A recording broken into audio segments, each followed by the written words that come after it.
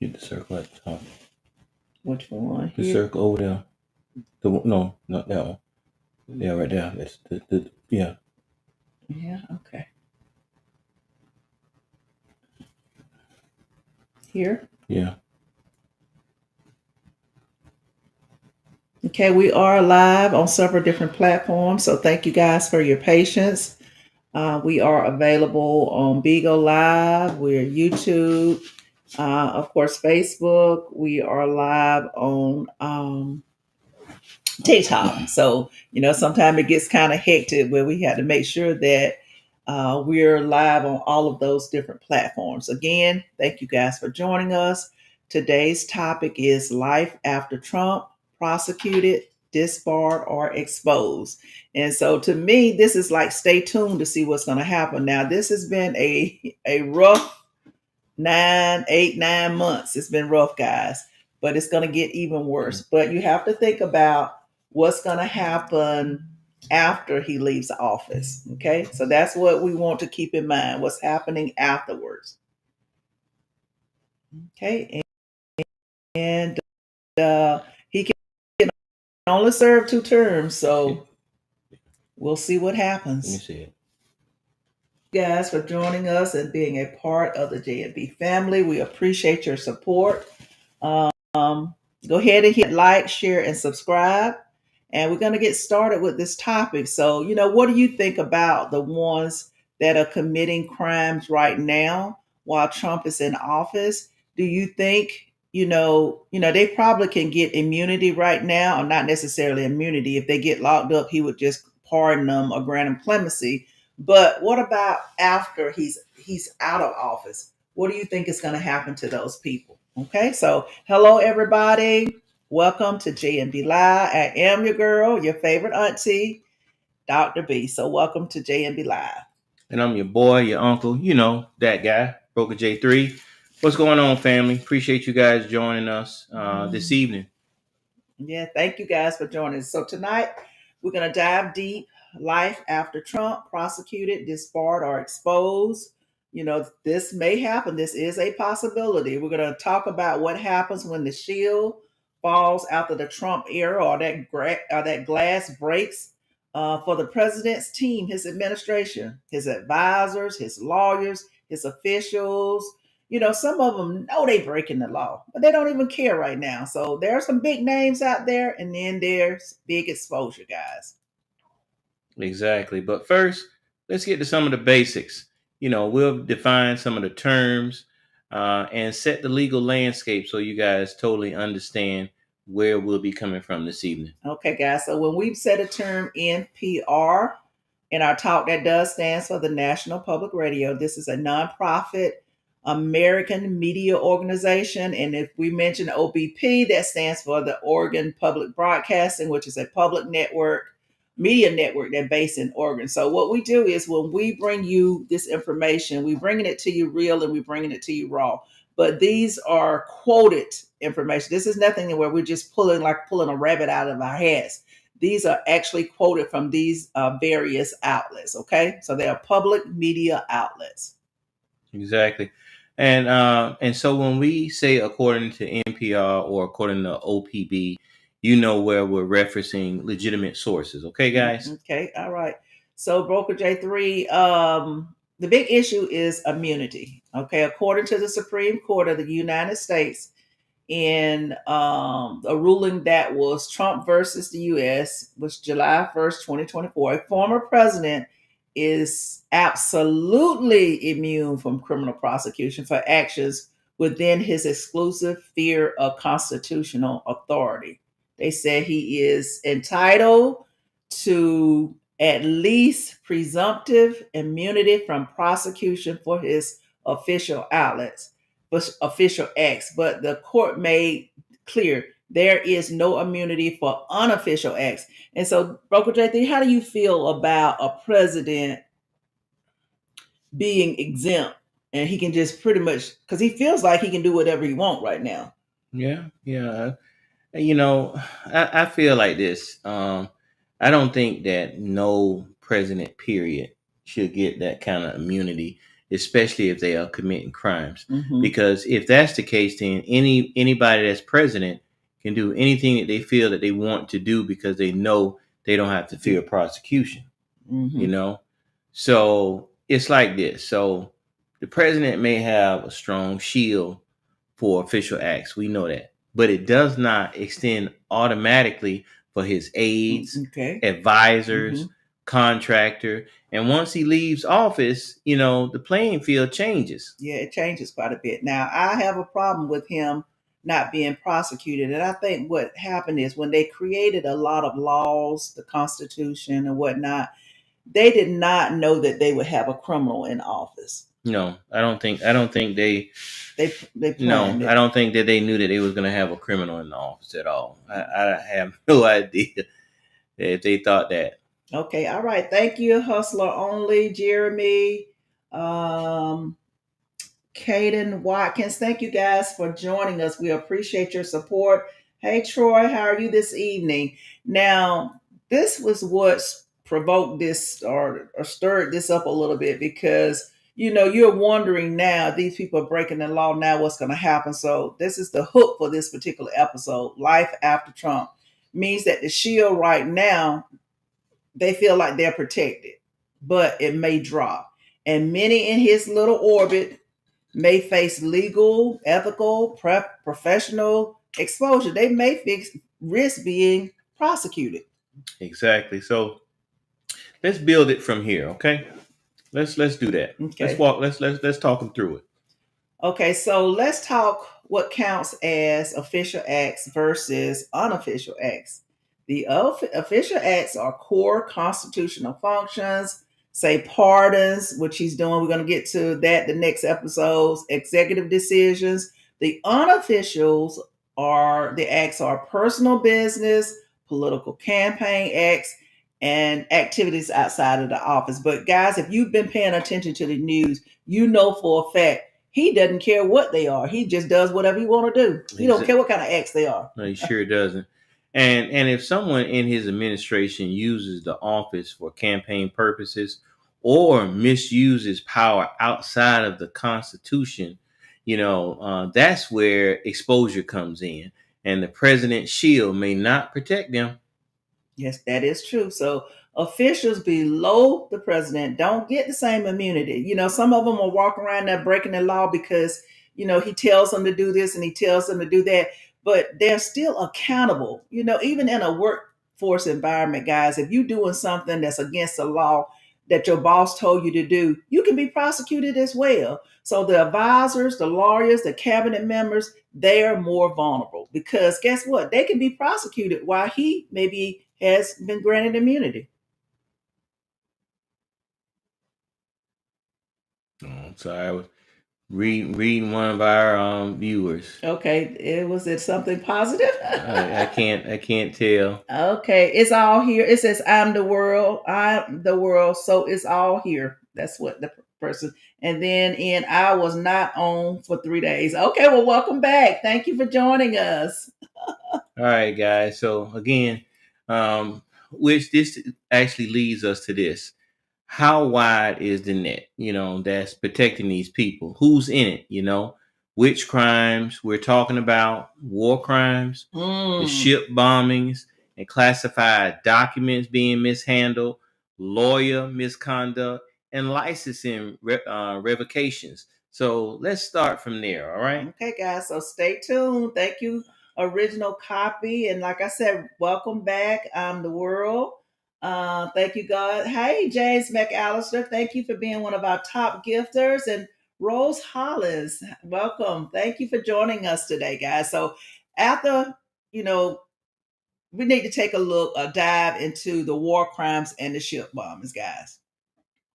Okay. And not to mention some of those advisors. Yeah. All right. Yeah. Let's jump first into the war crimes, okay, and the ship bombings. Those kind of acts that when the power shifts, they become actually hot targets. Yes, they are. So, for example, we've seen reporting that the advisors. I'm just going to use Stephen Miller while serving in the Trump administration. He has privately floated ideas about bombing unarmed immigrant boats And according to the Yahoo News, Miller misused. He talked about it. He mused about bombing unarmed immigrant boats. And y'all know they blowing up ships, supposedly drug ships, in boats and just killing people. I don't even know how many people they've actually killed. And the crazy part about that is you're assuming that these are drug ships that's coming in, but you're shooting missiles from drones. So how do you even know that there's actual drugs on there? See, in normal circumstances, that's where the Coast Guard will come in and pull up in their boat, and search that ship just to make sure that there are no drugs on there. But just bombing them just because you believe that they are transporting drugs, and then back to the point of due process. Give them an opportunity to, if they do have drugs on, take them in and do it like you're supposed to do it the American way, guys. They're not doing that. So according to the Democracy Now!, U.S. forces bombed a boat off of the coast of Venezuela, killing 4 people. And this has been raising questions about the legality of this type of operation. Yeah, exactly. And then there's Pete Hegseth. According to the Daily Beast, Hegseth's own lawyers flagged Trump ordering drug boat killings, where unclassified video allegedly shows the boat linked to Venezuela being bombed and 14 people were killed. Now that creates serious international law that's been exposed. So that's a total of 18 people that's been killed already. Okay, guys. So thank you, Benzo, Nick, Seckley, and Smooth. Thank you for joining us. We appreciate you guys, and we thank you for being a part of the J&B family. Thank you. All right. So now, why does this matter? Let me tell you why it matters. War crimes occur when there is intentional targeting of non-combatant vessels, improper use of force. Okay. Failure to distinguish military versus civilian objects, fail to follow the Geneva Convention and the international law, in the rule of engagement, it was kind of bent there. Yeah, there was an oversight and it was bypassed. Now that creates accountability when the boss leaves office. These things are going to come up when Trump is no longer there. They're going to come up. And believe me, guys, even, we're talking about them breaking the law. Even when it comes down to the ICE agents, I can't remember what streaming network I was looking at, but even the ICE agents, when Trump leaves office, the people are going to remember that they were ICE agents. And people, it's going to get bad because people don't forget. And advisors who propose, enable, or implement these policies may face charges under what's called, back to the war crimes, the bombing of the boats, under what's called the international criminal law, domestic statutes, or civil suits. So they could face some serious crimes. Exactly. Now, and remember, even if the president was involved, the immunity shield covers only some official acts. Now, the advisors, probably no shield at all, will help them out. And this is why your president does not want to leave office. I can guarantee you, on a scale of 99%, he is not going to leave office peacefully.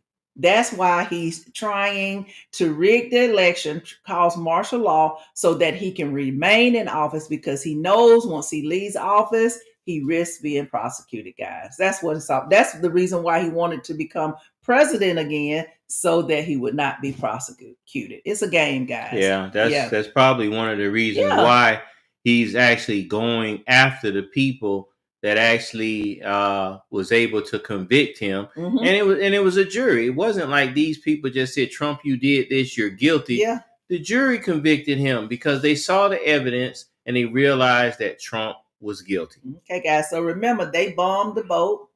The video is all out there. And who's going to take the fall for that when Trump is gone? Somebody has to take the fall for it. They're going to want some blood. Exactly. So let's zoom in on that.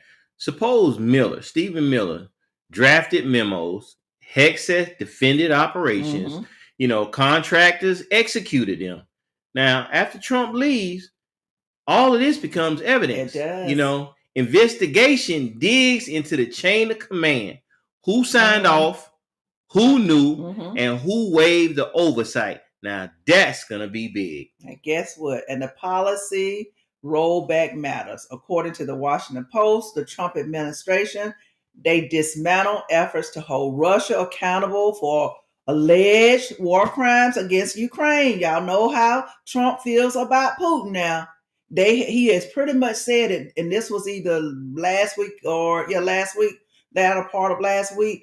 He's not giving them anything to defend themselves. He won't give them any type of ammunition to defend themselves. He's saying that they have to work it out between the two. He's pretty much telling him, Zelensky, that he has to give his land to Putin, which he wants. Pretty much that's what he's saying. He's saying the United States is not going to help him. So that's considered a war crime in Ukraine, thereby reducing oversight and increasing risk for later accountability. Somebody's going to be accountable for that as well. Yeah. And, that's just so strange because it feels like there's a secret agreement between Trump and Putin, for Trump not to be able to help Ukraine so that, Putin can get what he wants because, they was doing just fine, under the Biden administration and the support of America. But when Trump came in, all of that support stopped. And you guys saw how his first meeting with Zelensky, really he just talked down on the man. Yeah. And if it wasn't for Zelensky coming back with the other world leaders, that was the only reason. Oh God, I don't think he liked that. That was the only reason that Trump couldn't do what he did in the Oval Office the first time. Yeah. So, so the scene is set. All right, guys.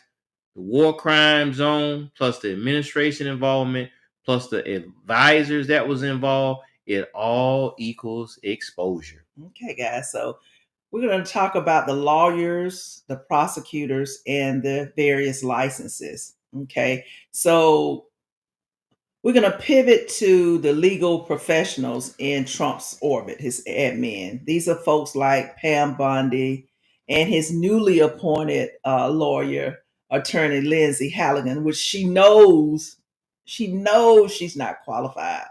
And so according to, people that I speak to about what lawyers are required to do, they're not even supposed to take on a case that they know that they can't win.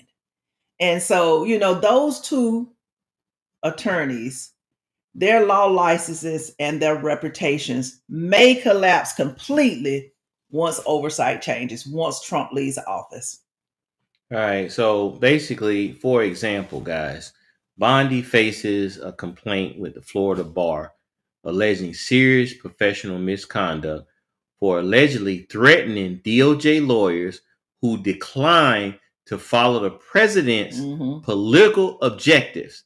The complaint said that she pressured them to do Trump's agenda. Okay, guys. And then Halligan, I mentioned it earlier, she was appointed interim U.S. attorney for the Eastern District of Virginia, despite minimal prosecution experience. She don't have no experience, guys. But he wants someone in there that's going to do exactly what he tells them to do. Exactly. Same thing with Pam Bondi. It's all in an email that he sent her. He wanted her to prosecute James Comey and dig up dirt on Adam Schiff. Yeah. Those three. It was in the email. Okay, guys. So critics say her role was political, not merit-based whatsoever. Yeah. And it's really crazy because if you pay attention to Trump's whole administration, he kind of switched it up completely, did a 180 from his first administration because his first administration, he had people that actually cared about the law, cared about the Constitution, because they kept telling him, no, you can't do that. No, you can't do that. No, you'll get in trouble for doing that. Trump made sure that his cabinet this time, they'll do whatever he says. They'll break the law. Yes, they'll dismantle the Constitution. Yes. They have no regard to the people of the United States whatsoever. But yet he keeps claiming he want to make America great again. But I'm trying to figure out which America is he referring to. Okay, guys. Hey, Mac, Rob, 1966. I was born in 1966 as well.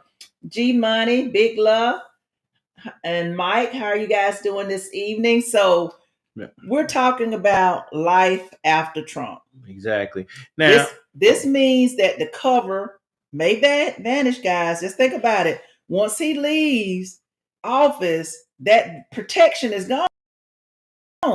Then the inquiries will. Yeah. Now, why does this matter? Because lawyers are bound by rules of professional conduct. Now, if they use their office to pursue political vendettas and quash investigations, like shut them down, knowing that they are valid investigations, or misapply their power, the ethics board, state bars, and licensing authorities can discipline them, suspend or revoke their licenses. That's exactly right.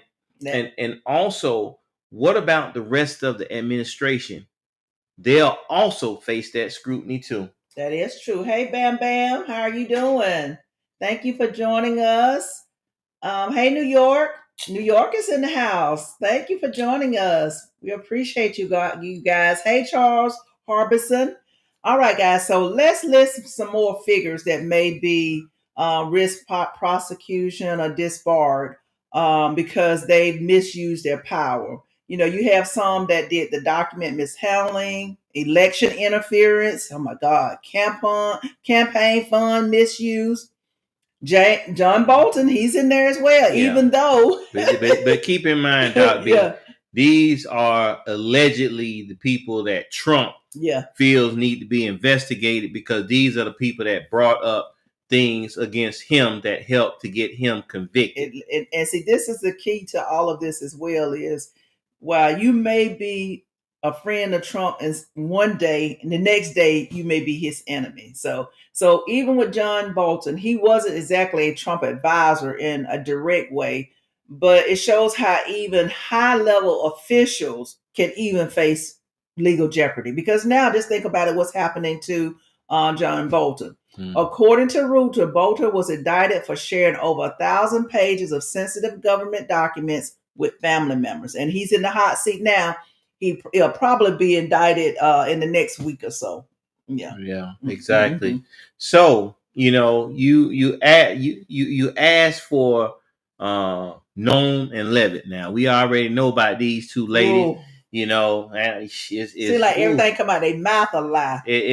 Almost everything that come out their mouth seem like it's a lie. Now, we've explored any credible reports of legal violation. If the record shows misuse of office, campaign finance violation, or any official misconduct, they too will enter that exposure list, because yes, they will. Lord knows they are definitely involved. Okay, so this is the big point about it, the main point. License risk goes beyond criminal charges. If a lawyer planned or executed politically motivated prosecutions, the bar board might act. Just think about it. There's a way that attorneys should act, because their license is on the line. If an official advised illegal actions, war crimes, misuse of power, then they're exposed and face prosecution as well. Exactly. So it's like this. Your bar card won't save you, when the power shifts. And the power will shift, regardless of what Trump wants to do. The power will shift. Yeah, because he won't be in office forever. That's how I see it. Okay, guys. So shout out again to those of you who are joining us. Hey, Gustavus. Hey, Sherwin Elston. Thomas Taylor, welcome back. Hey, Wandy, how are you doing this evening? So, guys, just think about it. Who's in this list going to get disciplined first? Who you think is going to get disciplined first?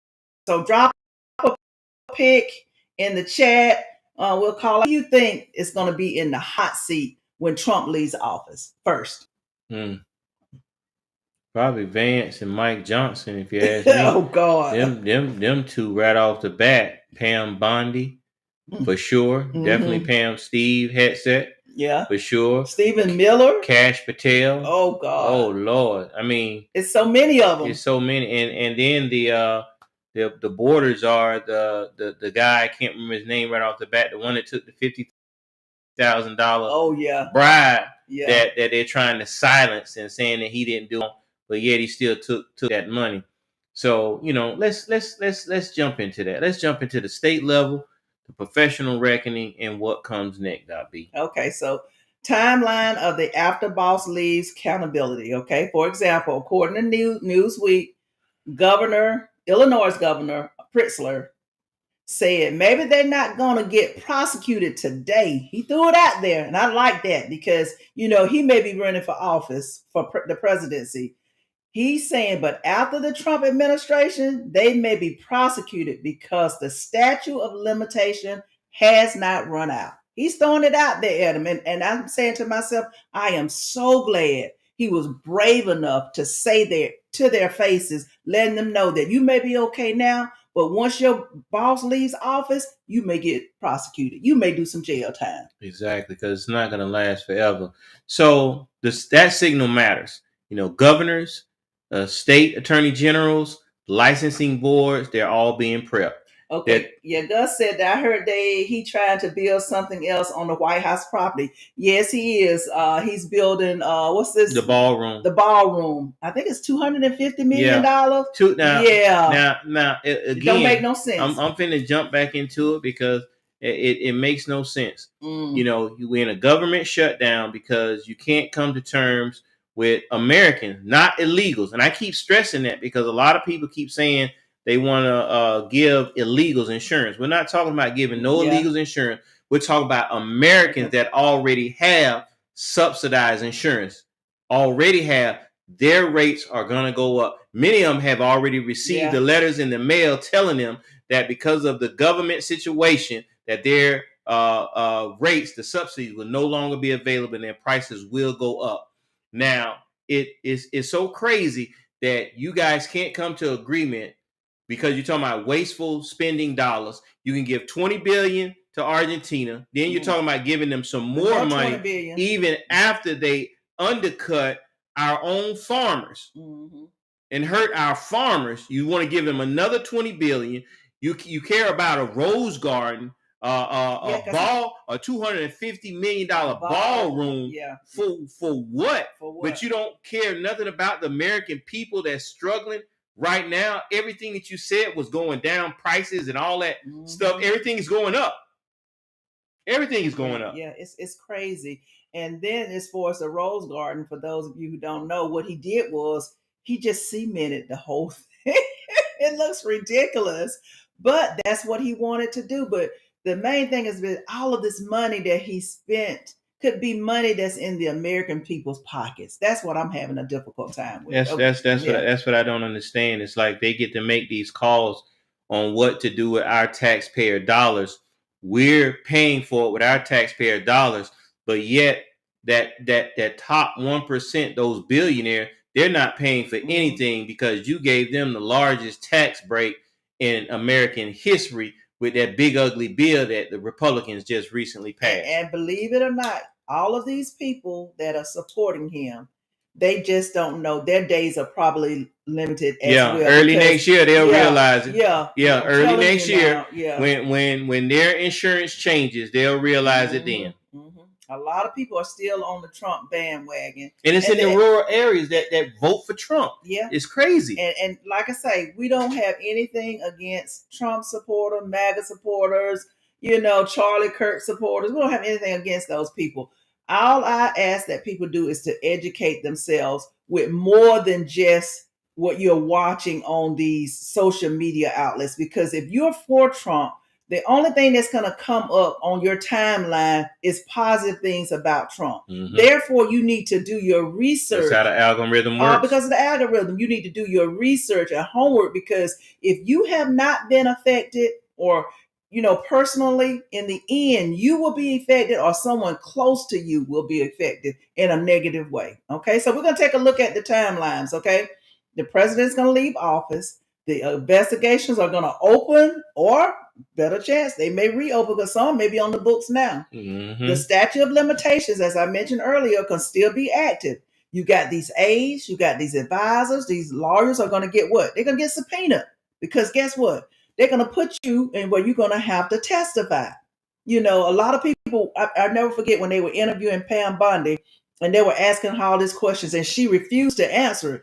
One of this congressmen told her, one day you're going to have to come clean and you're going to have to tell the truth. And guess what? He's telling her, I don't care if it's 10 years from now. He may call her back and she's going to have to testify. That's what he was meaning by that. He said, one day you're going to have to tell the truth. And then the first headlines are going to drop and those headlines are going to go viral.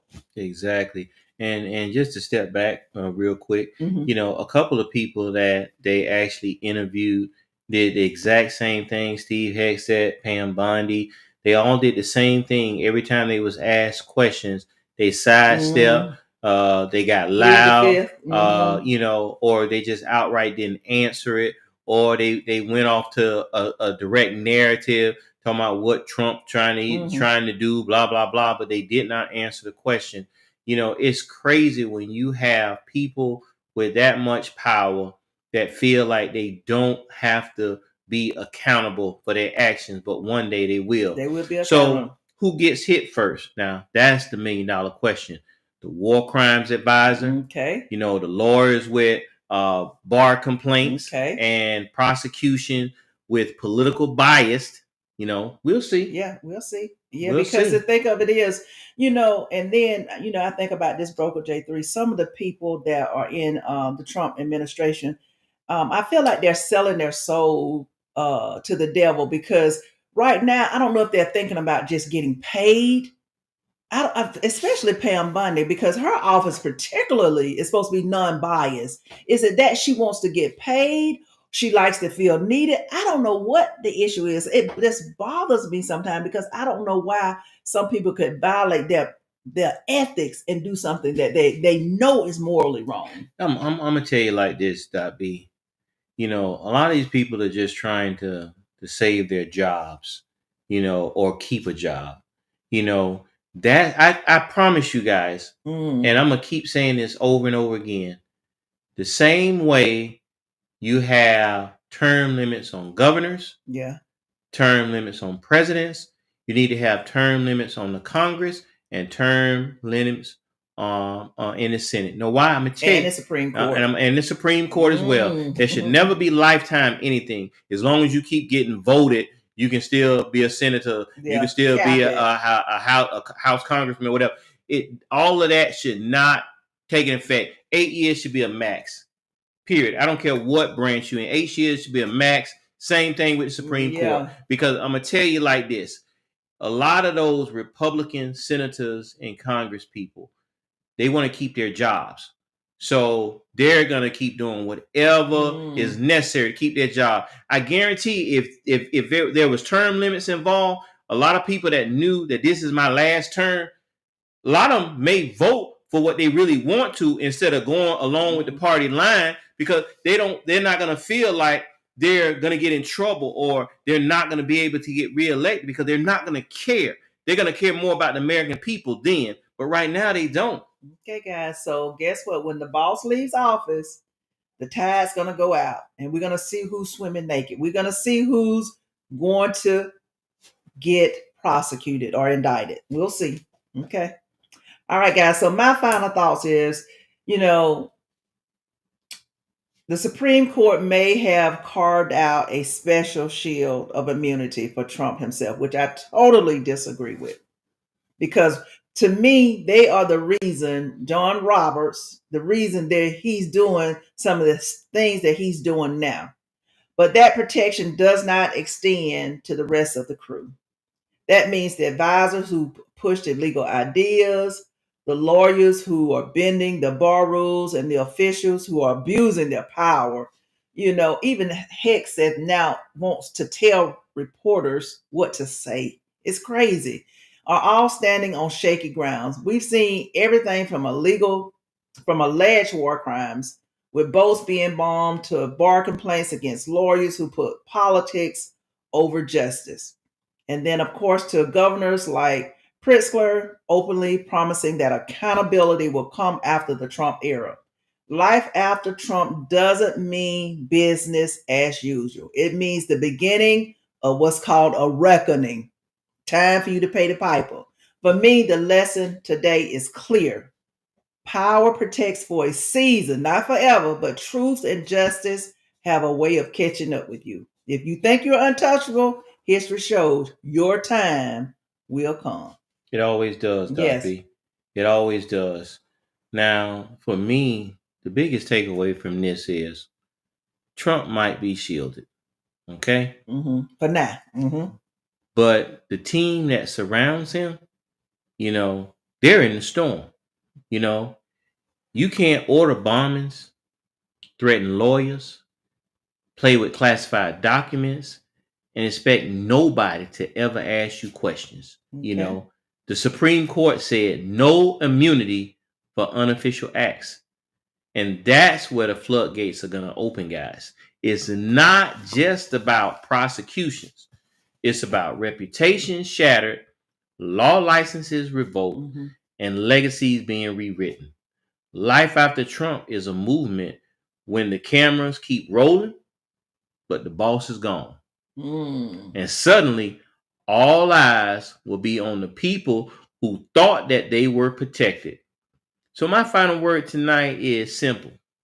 Accountability may be delayed, but it is never denied. All right, I like that. The real story is just beginning. Okay, all right. We got Layla Days. Layla. Oh, Layla Day. Hey, how you doing? That says truthful and thanks for the advice. Yes, always do your homework. Always do your homework. Good to see you. Yes. Good to see you. Yes, so thank you guys for joining us. We appreciate you. Hey, Kirk. Hey, George. Hey, Tony. Thank you guys for joining us. Hey, Black Magic. Hope everybody's having a wonderful evening. So before we go, I just want to say thank you again. I said it earlier at the beginning of the podcast. We see you guys, our loyal day ones, and those who are popping in every now and then to check on us, and our brand new listeners from Atlanta to Houston. We've got some people in Chicago to New York, Miami to LA, and even our folks overseas. We've got a couple that chime in from time to time overseas. You keep this movement alive, and we would not be here without your support. So much love to you. Whether you're riding in the car, tuning in at work, or watching us on replay, your support means everything to us. Your love and support. Special shout out to our TikTok family, our Facebook crew, our YouTube subscribers, and everybody that's dropping love in the comments and chat. You make this podcast more than just a show, and you make it all about family. So thanks for being a part of the J&B family. Exactly. And also big shout outs to those that have been tapping on the screen, dropping those gifts and showing love while we were live. Yes. We see you guys and we appreciate you guys. Shout out to Baton Rouge, Charlotte, Philly, Dallas, and DC, and everywhere in between. Every city we name is proof that this conversation is bigger than us, okay? Y'all are the part and the reason why J&B Live Podcast movement is the way it is today. Yeah. Y'all ride with us, we ride with you. Yes. Keep dropping those comments, keep shouting out your city, and let's just keep this energy alive. Yes. So if you missed any part of tonight's deep dive, you can catch the replay on Spotify, Apple Podcasts, iHeartRadio, Pandora, Amazon Music, or just wherever you get your podcasts. We are everywhere. We are on a lot of platforms. So just look for J&B Live. No space in there. Just look for the J&B Live Podcast and subscribe so you don't miss the truth whenever we drop an episode. Remember, it's free to subscribe, guys. It doesn't cost anything. Exactly. Yeah. And you guys remember to follow us on Bigo Live, Fanbase, Lemonade, TikTok, Instagram, Facebook, and X. Just search @live with J&B. And also use the hashtag. Yeah. Let's talk about it. Yeah. Hashtag podcast, hashtag real talk, hashtag viral video. Yeah. And for tonight's episode, make sure you guys hashtag life after Trump exposed. Yes. Okay, guys. Mm-hmm. Now leave a review and push us higher on those charts. Okay, guys. Yeah. We really appreciate it. All right, guys. So this was Life after Trump, prosecuted, disbarred, and exposed. And I'm your boy, your uncle, that guy, Broker J3. And I am your girl, your favorite auntie, Dr. B. And until next time, family, let's talk about it. Thank you, guys.